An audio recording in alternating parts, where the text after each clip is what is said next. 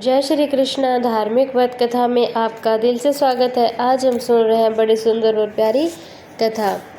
महादेव कहते हैं पार्वती, अब मैं आपको गीता के 9वें अध्याय का महत्व सुनाने जा रहा हूँ। इसे तुम ध्यान पूर्वक सुनना। नर्मदा के तट पर महिमती नाम एक नगरी थी। वहाँ माधव नाम का एक ब्राह्मण रहता, जो वेद और वेदांग समय समय पर आने वाले अतिथियों के प्रेमी थे। उन्होंने वेद्या के द्वारा बहुत ही धन कमाकर एक महान यज्ञ का अनुष्ठान आरंभ किया। उस यज्ञ में बलि देने के लिए एक बकरा मंगाया गया। जब उसके शरीर की पूजा हो गई तब बकरे ने एक हंसकर एक उच्च स्वर में कहा कि ब्राह्मण, इन बहुत यज्ञ से तुम्हारा क्या लाभ है? इनका फल तो नष्ट हो जाने वाला है। ये जन्म, जरा और मृत्यु के भी कारण है। यह सब कहने पर वहीं मेरी जो वर्तमान दशा, इसे देख लो। बकरे के इस अत्यंत विचार वाले शब्द को सुनकर यज्ञ मंडप में रहने वाले सभी लोग बड़े ही विचार करने लगे।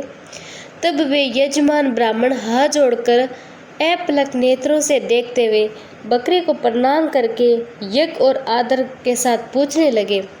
ब्राह्मण बोला, आप किस जाति के थे? आपका स्वभाव और आचरण कैसा था? तथा जिस क्रम से आपको बकरे की योनि प्राप्त हुई, यह सब आप मुझे बताइए।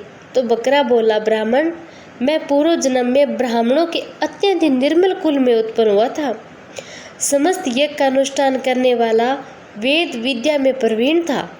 एक दिन मेरी स्त्री गर्भवती दुर्गा की भक्ति से विनम्र होकर अपने बालक के रोग की शांति के लिए बलि देने के लिए निमित्त मुझसे एक बकरा मांगा।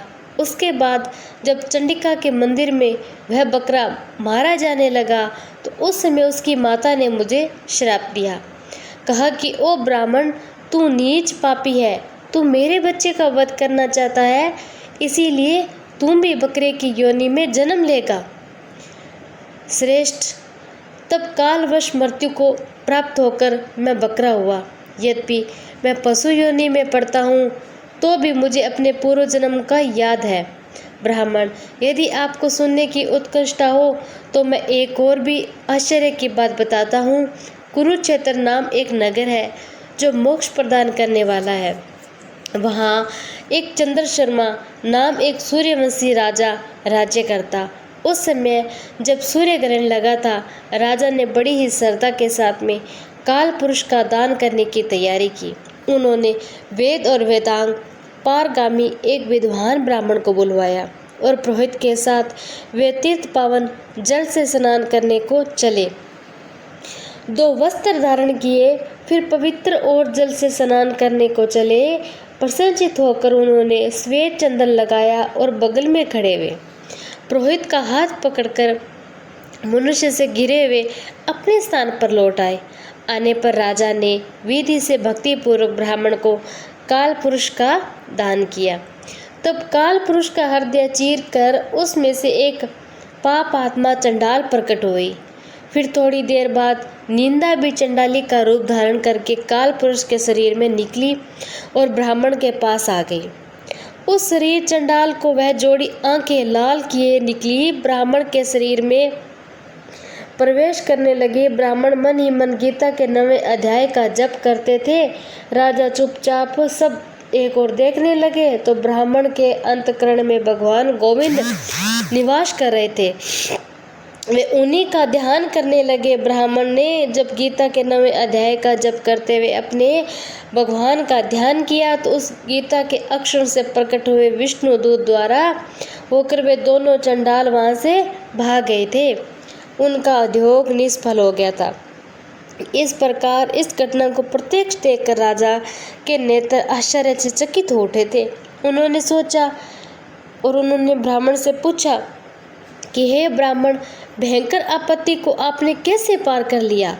आप किस मंत्र का जप तथा किस देवता को याद कर रहे थे? वह पुरुष तथा स्त्री कौन थी? वे दोनों कैसी उपस्थिति हुई? फिर वे शांत कैसे हो गए? ये सब आप मुझे बताइए। ब्राह्मण ने कहा, राजन, चंडाल का रूप धारण करके भयंकर पाप ही प्रकट हुआ था। वह स्त्री निंदा की साक्षात मूर्ति थी। मैं इन दोनों को ऐसा ही समझता हूँ। उस समय मैं गीता के 9वें अध्याय के मंत्रों की माला जपता था। उसी का महत्व कि सारा संकट दूर हो गया। हे राजा, मैं नित्य ही गीता के 9वें अध्याय का जप करता हूँ। उसी के प्रभाव से आपत्तियों को मैं पार कर सकता हूँ। तब यह सुनकर राजा ने उसी ब्राह्मण से गीता के 9वें अध्याय का अभ्यास किया। फिर वे दोनों ही परम शांति मोक्ष को प्राप्त हो गए थे। यह कथा सुनकर ब्राह्मण ने बकरे को बंधन से मुक्त कर दिया और गीता के 9वें अध्याय के अभ्यास से वे परम गति को प्राप्त हो गया था। इसीलिए प्यारे भक्तों, अगर करना ही है तो अच्छे कर्म करो और अच्छे कर्म के साथ भगवान की गीता, भागवत गीता, आध्यात्मिक गीता वो पढ़ो। उसी से असल में जिंदगी का परम सुख है और उसी के कारण ही मोक्ष और वैकुंठ धाम में प्राप्त होगा। सबसे ज़रूरी है अच्छे कर्म। कर्म से ही हमारा सब कुछ है। जय श्री कृष्णा।